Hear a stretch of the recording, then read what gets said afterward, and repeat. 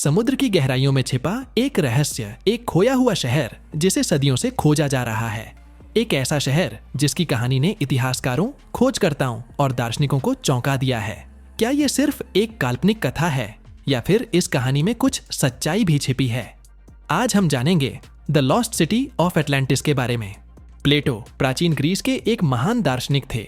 उन्होंने पश्चिमी दर्शन और विज्ञान के बुनियादी सिद्धांतों को आकार दिया। लगभग 360 ईसा पूर्व प्लेटो ने अपने दो प्रमुख ग्रंथों टिमेयस और क्रिटियस में एक अद्भुत कहानी बताई जिसने सदियों से लोगों की जिज्ञासा को जगाए रखा है। प्लेटो ने अटलांटिस को एक शक्तिशाली और समृद्ध सभ्यता के रूप में चित्रित किया जो 9000 साल पहले अस्तित्व में थी। यह सभ्यता पश्चिमी महासागर अटलांटिक महासागर के उस पार स्थित थी और अपनी उन्नत तकनीक और समृद्ध संसाधनों के लिए जानी जाती थी। प्लेटो के अनुसार एटलांटिस एक स्वर्ग जैसा स्थान था जहां समृद्धि और शक्ति का बोलबाला था। वहां की तकनीक और वास्तुकला इतनी उन्नत थी कि आज भी वैज्ञानिक हैरान हैं। लेकिन एक दिन एक भयंकर आपदा ने इस समृद्ध सभ्यता को निगल लिया। प्लेटो ने अटलांटिस को विस्तृत नहरों, विशाल महलों और सोने चांदी से जड़ी इमारतों वाला एक महानगर बताया। वहां की जनता अनुशासित और वीर थी और उनका नौसेना बल अजेय माना जाता था। यहाँ के लोग न केवल उन्नत तकनीक में माहिर थे बल्कि एक आदर्श समाज की संरचना में विश्वास रखते थे। हर क्षेत्र में विकासशील अटलांटिस की राजधानी की सुंदरता किसी स्वर्ग से कम नहीं थी। प्लेटो ने बताया कि अटलांटिस की ताकत और समृद्धि उसके गर्व और लालच में बदल गई। उन्होंने देवताओं के आदेशों की अवहेलना की जिसके कारण प्राकृतिक आपदाओं का कहर बरपा और अटलांटिस समुद्र में डूब गया। प्लेटो ने चेतावनी दी थी कि जब भी कोई सभ्यता अपनी शक्ति और समृद्धि पर घमंड करती है उसका पतन निश्चित होता है। क्या अटलांटिस का यह पतन मानवता के लिए एक चेतावनी थी? कुछ इतिहासकार मानते हैं कि प्लेटो ने अटलांटिस की कहानी के माध्यम से अपने समय की राजनीति और समाज की आलोचना की। उनका उद्देश्य केवल एक काल्पनिक कथा गढ़ना नहीं था बल्कि एक नैतिक संदेश देना था कि हर महान सभ्यता का पतन उसके गर्व और अनैतिकता के कारण हो सकता है। क्या यह कहानी सच में एक खोए हुए शहर की है या प्लेटो ने इसे केवल एक प्रतीकात्मक चेतावनी के रूप में लिखा था? प्लेटो की कहानी के सच या झूठ होने को लेकर सदियों से बहस होती रही है।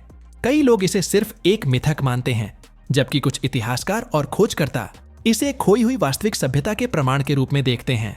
क्या प्लेटो ने वास्तव में एक प्राचीन सभ्यता के विनाश की गवाही दी थी या यह केवल एक काल्पनिक कथा थी जो आज भी हमारे विचारों को चुनौती देती है? ये हम आगे वीडियो में देखेंगे। अटलांटिस के संभावित स्थान। Number 1, Santorini, Thera, Greece.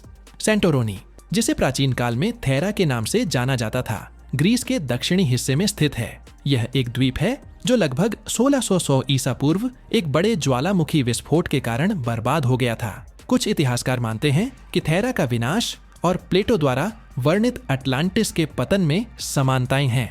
ज्वालामुखी विस्फोट के कारण आई सुनामी और राख के गुबार ने एक समृद्ध सभ्यता को मिटा दिया था। क्या थेरा का यह विनाश वही घटना है जिसे प्लेटो ने अटलांटिस के रूप में वर्णित किया? क्या ये वही सभ्यता थी जो अचानक समुद्र में समा गई?